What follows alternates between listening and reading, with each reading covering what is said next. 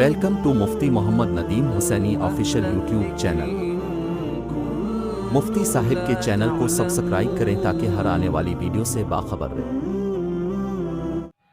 اذان اور اقامت کے آخر میں لا الہ الا اللہ کے بعد محمد رسول اللہ کہنا، میرے دوست بہت سے افراد کو دیکھا گیا ہے کہ جب اذان ہوتی ہے، مؤذن جب اذان مکمل کرتا ہے لا الہ الا اللہ یہاں پر، تو بعض حضرات سننے والے، جواب دینے والے کم فہمی اور لاشعوری طور پر محمد الرسول اللہ بول دیتے ہیں۔ ایسے ہی یہ تکبیر جب اقامت ہوتی ہے نماز کھڑی ہونے سے پہلے، تو اس وقت بھی جب مکبر اللہ اکبر یعنی مکمل تکبیر کہنے کے بعد لا الہ الا اللہ کہتا ہے، تو بعض ساتھی محمد رسول اللہ کہہ دیتے ہیں۔ میرے دوستو یاد رکھیں، اگر یہ نماز کے تکبیر میں یا نماز سے پہلے جو اذان دی جاتی ہے، اس اذان میں یہ محمد رسول اللہ بڑھانے کی اجازت ہوتی، تو میرے محبوب مدنی کریم جناب محمد الرسول اللہ صلی اللہ علیہ وسلم کے زمانے میں محبوب کے سامنے اذان دی گئی۔ کتنا عرصہ نبی کے سامنے اذان ہوئی ہے، اور نبی کے سامنے جب بھی اذان ہوئی ہے، کیا نبی صلی اللہ علیہ وسلم کو نہیں پتا تھا کہ یہ مسلمان، یہ بلال رضی اللہ تعالیٰ عنہ، عبداللہ ابن ام مکتوم اور دیگر جتنے بھی مؤذنین تھے، کیا نبی صلی اللہ علیہ وسلم کو معلوم نہیں تھا کہ یہ کلمہ آخر میں آدھا پڑھتے ہیں؟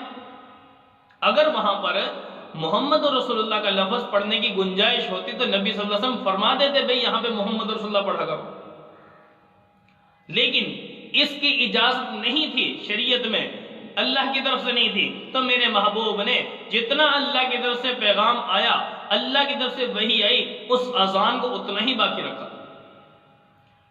سمجھ آ رہی ہے نا؟ یا نبی صلی اللہ علیہ وسلم کو یہ جملہ کیا نعوذ باللہ خود کو نہیں پتا تھا کہ بھئی یہاں پر یہ جملہ آنا چاہیے؟ جو آج لوگ یہ اذان کے آخر میں محمد رسول اللہ بول دیتے ہیں، بھئی یہ کام کرنا غلط ہے۔ اسی طرح تکبیر کے آخر میں کہتے ہیں، یہ بھی غلط ہے، اس وقت نہ کہا جائے۔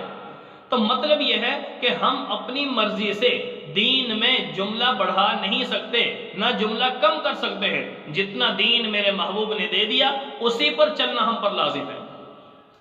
رہی یہ بات کہ اس کے علاوہ اس سے بہت سے مسائل ہمیں سمجھ میں آ رہے ہیں۔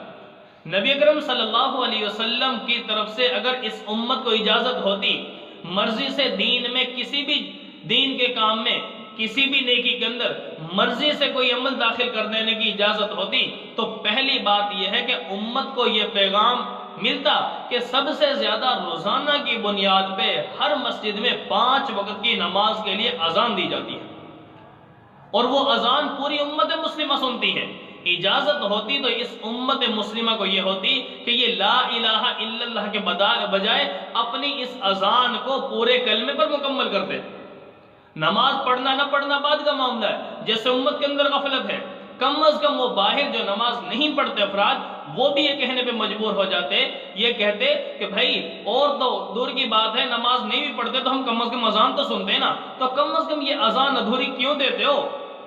اگر اس میں جملہ اپنی طرف سے امت کو اجازت ہوتی بڑھانے کی، جب پتہ چلا کہ نبی صلی اللہ علیہ وسلم نے جتنا دین دیا ہے اسی کو لینا پڑے گا، اسی پر چلنا پڑے گا۔ نہ ہم اذان کے آخر میں محمد رسول اللہ بڑھا سکتے ہیں، نہ تکبیر کے آخر میں محمد رسول اللہ بڑھا سکتے ہیں۔ کیوں؟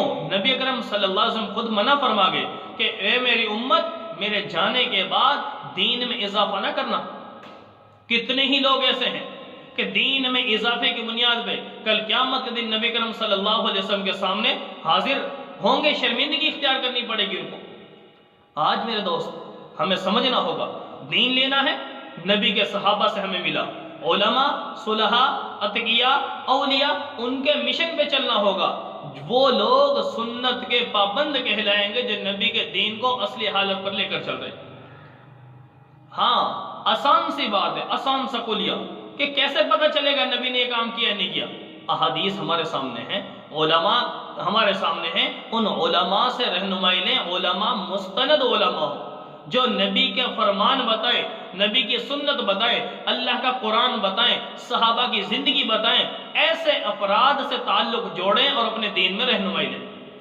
اب آپ کہیں گے کہ بھی سارے مولوی ایسے ہیں، مولوی تو آپس میں لڑتے ہیں. تو میرے دوست میری بات سمجھ لیجئے, آج ہمیں دنیا کے معاملات کے بارے میں پتا ہے کہ بھئی خالص دودھ کہاں سے ملتا ہے, 1 نمبر دودھی کون سا ہے, 2 نمبر دودھی کون سا ہے, اور گھی 1 نمبر کس کمپنی کا ہے, 2 نمبر ہی کس کمپنی کا ہے, پیٹرول کس پمپ سے 1 نمبر ملے گا, کس سے 2 نمبر ملے گا.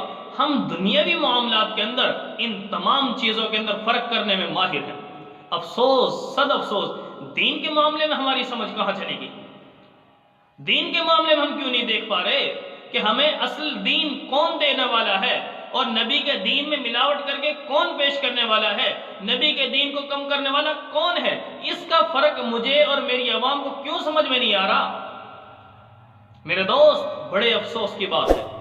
آج ہمیں دیکھنا ہوگا کہ اصل دین پر کون چلنے والے ہیں, نبی کا طریقہ کن کی زندگی میں ہے, نبی کی سنت کس کے پاس ہے, صحابہ کا طریقہ کس کے پاس ہے, نبی کی زندگی, صحابہ کی زندگی, ان تمام چیزوں کو لے کر چلنے میں کامیابی ہے, اور اسی پر ہم نے چلنا ہے. اور نبی اکرم صلی اللہ علیہ وسلم کی سنت و بھری زندگی بھی اسی دور پہ ہمیں نصیب ہوگی, اور اسی کے بدلے ہمیں سفارش ملے گی. كانوا قليلا من الليل ما يهجعون وبالأسحار هم يستغفرون